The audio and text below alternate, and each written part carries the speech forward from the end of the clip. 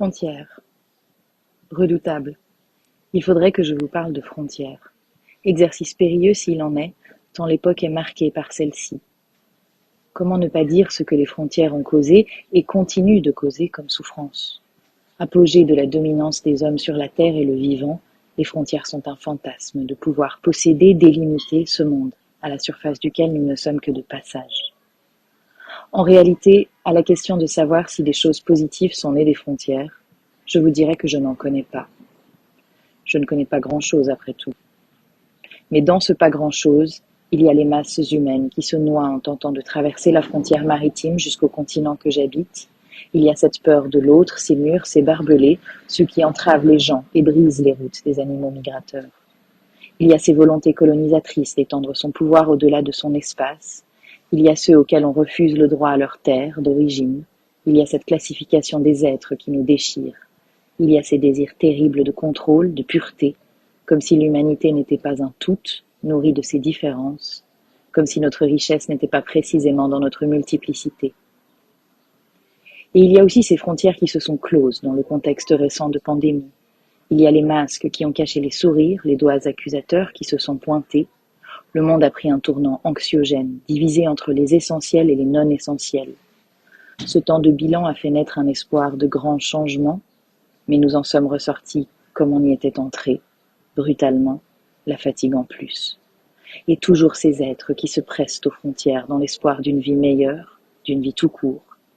On est si petit devant une frontière, dépossédé de notre humanité qui ne nous suffit pas comme droit à exister. Que reste-t-il de nous? Universellement, la première frontière, c'est la peau, celle de la séparation d'avec la personne qui nous a portés dans son ventre, celle qu'on s'efforce de transgresser en pressant notre corps au corps de l'autre, l'être aimé, désiré, peau à peau, au plus près, une recherche d'infini. C'est la frontière du corps. Il y a quelque chose d'insupportable dans son propre corps. C'est insupportable parce que ça existe en matière, que ça a une forme, un contour, que c'est quelque chose de fini, un corps. Et je crois que quelque chose de nous aspire au contraire, à ne pas être fini ou défini, pas incarné. Quelque chose de nous aspire à l'infinité des possibles du soi. Mais notre corps a la forme qu'il a, nos visages ont leurs traits, et quelque chose de très défini, et donc de mortel, s'impose à moi quand je regarde mon corps. Y a-t-il plus déchirante frontière que celle, infranchissable, de la peau? Globalement, nous, humains, nous avons soif de cette transgression, la rencontre avec l'autre. C'est merveilleux l'autre. C'est tant de possibles, de rêves, d'ailleurs. Alors certes, pour rencontrer l'autre, il faut s'être rencontré soi-même, s'être élucidé, comme l'a dit Simone Weil. Il faut avoir côtoyé ses impuissances. Être fragile demande une force exceptionnelle, celle d'oser aimer avant d'être aimé en retour, une forme de foi existentielle, ce qu'on appelle confiance. Un engagement sans relâche envers la vérité de soi. Humblement, j'oppose à la soif de pouvoir, de possession, de profit, des idées espiègles, des rires gratuits, des mots en l'air, une curiosité avide, de la tendresse débordante. Toutes ces choses qu'il faut tant de force, de courage pour préserver à l'épreuve de la violence, je les essaierai. Je me battrai pour continuer à préférer l'ouverture aux frontières. Je serai vulnérable avec audace. Une idée radicale que celle-là, la douceur.